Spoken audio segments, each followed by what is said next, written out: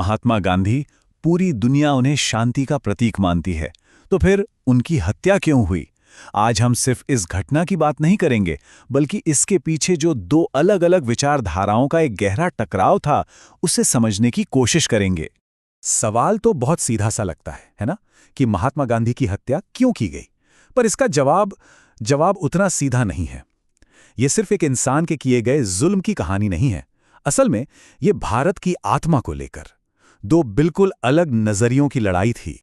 वो तारीख थी 30 जनवरी 1948, जिस दिन नाथूराम गोडसे ने गांधीजी पर गोलियां चलाईं।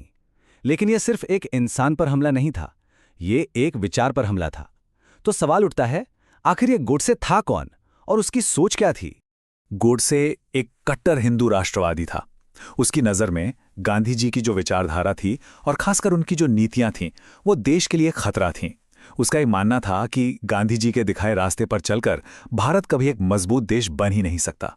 तो गोडसे की जो यह असहमति थी, उसके केंद्र में एक बहुत बड़ा आरोप था, मुस्लिम तुष्टीकरण का। उसे लगता था कि गांधी जी जानबूझकर मुसलमानों का पक्ष ले रहे हैं, और बस यही बात उसके गुस्से की सबसे बड़ी वजह बन गई। और यहीं पर हमें दो बिल्कुल अलग-अलग नज़रिए देखने को मिलते हैं।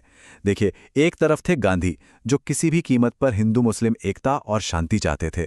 तो वही दूसरी तरफ गोडसे जैसे लोगों को ये लग रहा था कि गांधी का ये जो आदर्शवाद है, ये पाकिस्तान से आए हिंदू शरणार्थियों के दर्द को कहीं ना कहीं नज़रअंदाज कर रहा है। गोडसे के अपने शब्दों में कहें तो उससे लगता था कि गांधी मुसलमानों के दुख को ज्यादा महत्व दे रहे हैं, और ये सिर्फ एक छोटी मोटी नाराजगी नहीं थी। नहीं, ये एक गहरा विश्वास बन चुका था, जिसने उसके इरादों को और भी मजबूत कर दिया।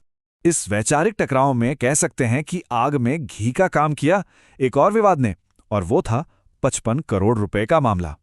अब हुआ ये था कि बंटवारे के समय ये तय हुआ कि भारत पाकिस्तान को कुछ पैसे देगा, लेकिन जब पाकिस्तान ने कश्मीर पर हमला कर दिया तो भारत सरकार ने वो रकम रोक दी, और बस यहीं पर गांधी जी ने दखल दिया।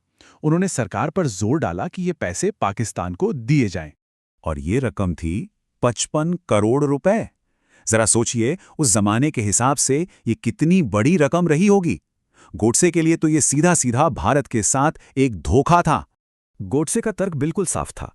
उसका मानना था कि ये पैसा भारत को कमजोर करेगा और पाकिस्तान को मजबूत बनाएगा, उस पाकिस्तान को जो पहले से ही कश्मीर में भारत के खिलाफ जंग लड़ रहा था। उसे लगा कि ये पैसा घूम फिरकर भारत के ही खिलाफ इस्तेमाल होने वाला है। लेकिन देखिए, ये मामला सिर्फ 55 करोड़ का नहीं था। इसके मूल में, इसकी जड़ में दो अलग अलग दर्शनों का, दो अलग अलग फिलॉसफी का टकराव था। एक तरफ गांधी की अहिंसा थी और दूसरी तरफ गोडसे का उग्र राष्ट्रवाद। गोडसे के हिसाब से अहिंसा, हाँ, सुनने में एक बहुत अच्छा विचार लगता है, लेकिन एक देश को चलाने के लिए, उसकी रक्षा के लिए ये पूरी तरह से अव्यावहारिक था। मतलब उसकी नज़र में तो ये राष्ट्रीय सुरक्षा के लिए एक सीधा सीधा खतरा था। तो यहाँ दोनों की प्राथमिकताएं, मतलब प्रायोरिटीज, एकदम अलग थीं। गांधी के लिए नैतिकता और इंसानियत सबसे ऊपर थी, किसी भी देश से भी ऊपर। वहीं दूसरी ओर गोडसे का मानना था कि एक मजबूत राष्ट्र बनाने के लिए कठोर और हाँ, कभी-कभी अनैतिक फैसले लेना भी जरूरी हो जाता है। अच्छा, इस टकराव का अंजाम क्या हुआ, ये तो हम सब जानते हैं। लेकिन सवाल ये है कि इतिहास ने इन दो विचारधाराओं और इनकी विरासत को किस नज़र से देखा है, कैसे परखा है। गोडसे ने गांधी के शरीर को तो खत्म कर दिया, ये सच है, लेकिन इतिहास गवाह है कि वो उनके विचारों को नहीं मार सका। गांधी के विचार, वो तो आज भी पूरी दुनिया में जिंदा हैं। आज नतीजा हमारे सामने है। पूरी दुनिया महात्मा गांधी को अहिंसा, सत्य और शांति के सबसे बड़े प्रतीक के तौर पर जानती है, और नाथूराम गोडसे, उसे इतिहास में सिर्फ और सिर्फ एक हत्यारे के रूप में याद किया जाता है।